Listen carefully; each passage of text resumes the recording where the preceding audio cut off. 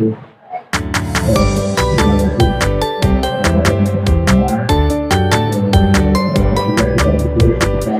kasih itu karena dari negara subtropis tidak ke negara tropis, tentu saja iklimnya berbeda ya, penempatan kita berbeda dengan di Eropa atau di Jepang. Jadi kendalanya tadi kita harus membuat microscope karena kalau nggak pakai begini pun bisa diberikan karena nanti pembuahannya pas musim kemarau. Kalau musim penghujan seperti ini ya tadi ketika protein dan benang sarinya bertemu, kalau curah hujan tinggi dia retak rontok ya. Bunga anggur itu kayak brokoli itu, jadi kalau diguyur hujan dia nanti retak rontok, maka bagusnya kalau nggak pakai begini itu pembuahan pas musim kemarau. Tapi kalau pakai greenhouse kita bisa sepanjang tahun.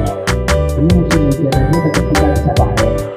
Walaupun untuk hasil panennya pasti lebih bagus kemarau ya, karena kalau penghujan gitu kan sering ngambil gini fotosintesis dari pohon itu kan juga berkurang, makanya pertumbuhan buahnya biasanya lebih kinclong kalau pas kemarau karena panas ya, dia fotosintesisnya itu benar-benar full gitu.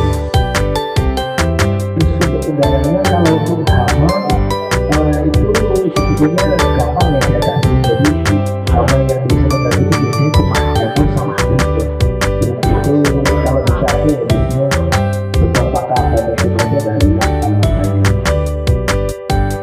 ya. Kalau kita pakai gini seperti yang tempatnya tadi itu hamanya sedikit akarnya karena terdekat, jadi tidak ada hama yang benar-benar terganggu, tidak ada. Kalau yang pasti kalau hamanya itu yang paling biasa itu jamur ya, karena kelembaban kita berbeda dari negara lainnya, jadi kita harus mengatasi jamur dengan hati-hati.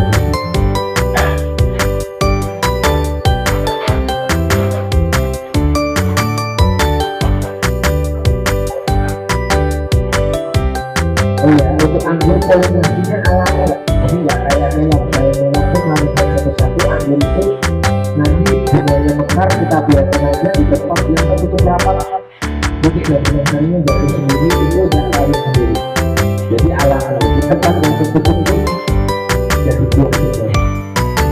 Uniknya itu, jadi kalau nggak manja, nggak harus kalikan, jadi harus alami aja bisa.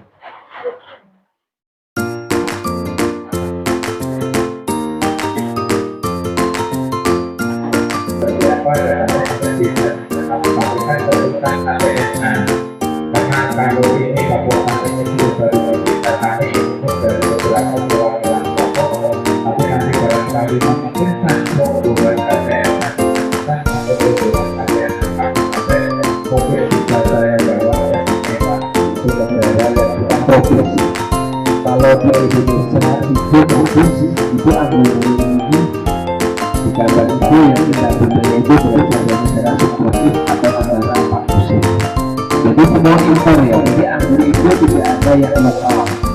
Indonesia itu tidak punya anggur lokal, padahal ada anggur lokal yang di pinggir jalan yang buahnya kecil asli itu mungkin bisa disebut anggur lokal, tapi itu sebenarnya bukan anggur lokal. Itu dulu anggur impor juga bawaan Portugis yang dulu rencananya untuk pembuatan buah, tapi ternyata tidak jadi karena anggurnya tidak layak makan, makanya kemudian jadi disebut anggur lokal. Terus mengenai MBDL tadi, sebetulnya anggur itu bisa disadari dengan coba yang penting kena panas matahari. Jadi berdasarkan kita pengalaman saya juga beliau hidup bisa sampai merokok itu teman saya yang mau hidup itu ada yang di MBDL itu tetap bisa berbuah dengan bagus. Jadi bisa pendampingan dari mereka tetap bisa berbuah dengan bagus. Anggur itu kan tadi berasal dari negara subtropis ya, kita negara tropis, jadi iklim kita tentu saja berbeda. Misalnya ada dingin, musim salju, musim hujan, musim semi, dan baru musim panas ada. Ketika musim panas itu kalau di negara asalnya dari anggur baru berbuah, jadi setahun harus satu kali.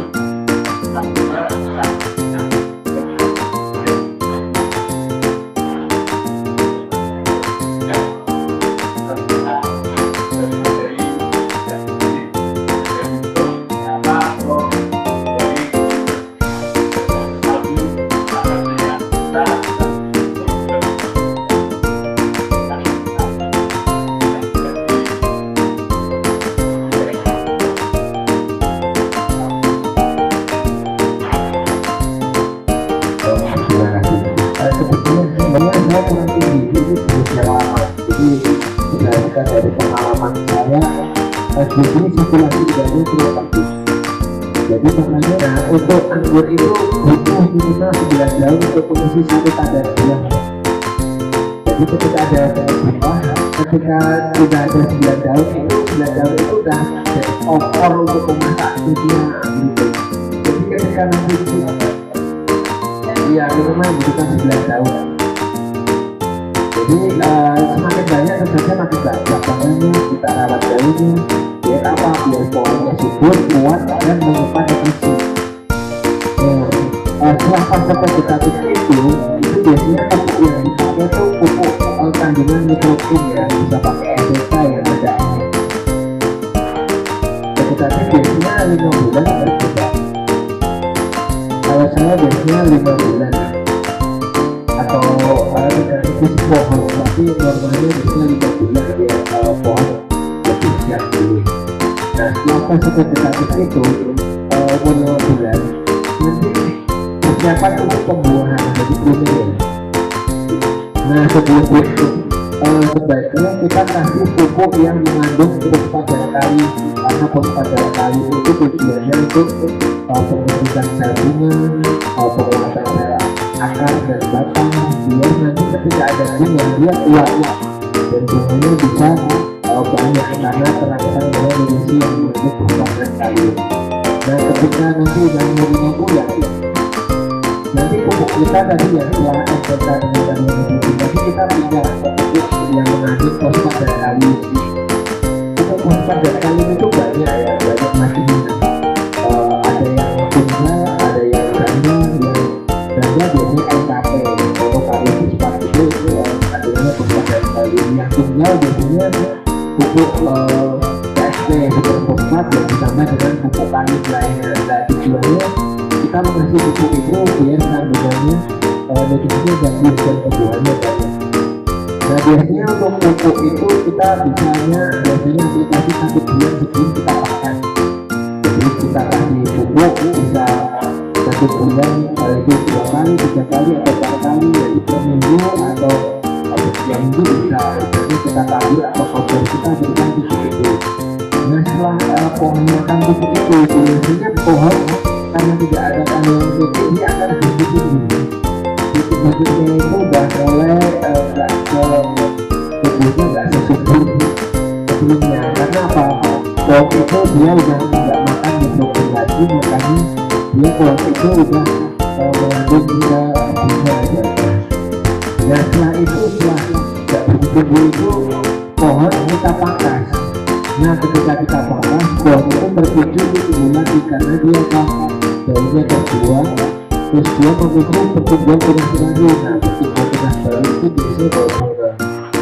Ketika pohonnya subur, pupuk yang kita aplikasikan bagus, dia akan membawa bunga yang banyak. Jadi semakin banyak rantingnya, semakin banyak tunasnya dan pohonnya subur, semakin banyak juga buahnya.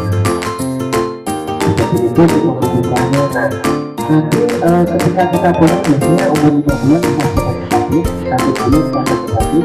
Setelah kita pruning anggur itu nanti ketika mau matang itu butuh waktu 3 bulan atau 9 hari. Jadi pas 9 bulan anggur itu panen. Nah 9 bulan panen nanti pohon istirahat, ibaratnya habis mengeluarkan buah yang banyak atau mungkin capek karena nutrisinya terkuras di buah, kita pupuk lagi, kita bisa pupuk gratis lagi nggak apa-apa. Nanti setelah 1 atau 2 bulan setelah kita pupuk itu kita panas lagi, buah lagi panen lagi, buah lagi panen lagi sampai ulang tahun. Nah bapak itu yang di pohon depan itu udah berumur 9 tahun ya. Kemarin itu 1 pohon udah 15 itu. Tapi ya udah kalau banyak di tamu jadi nggak terjual, jadi 1 pohon bisa 15 kilo gitu. Jadi itu umurnya udah 9 tahun. Jadi dia udah terjual lebih dari 20 lebih, mungkin bisa sampai 25 tahun. Jadi 1 pohon itu dalam 1 pohon itu pengalaman saya lakukan sampai hari ini mungkin sudah panen lebih dari 300 kilo dari 1 pohon. Jadi karena udah 9 tahun yang lalu saya tanam jadi panen, jadi aku menghasilkan 1 pohon.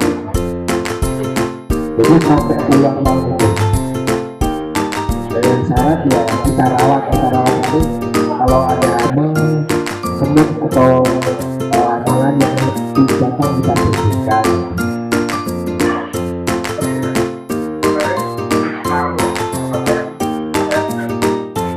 Hey.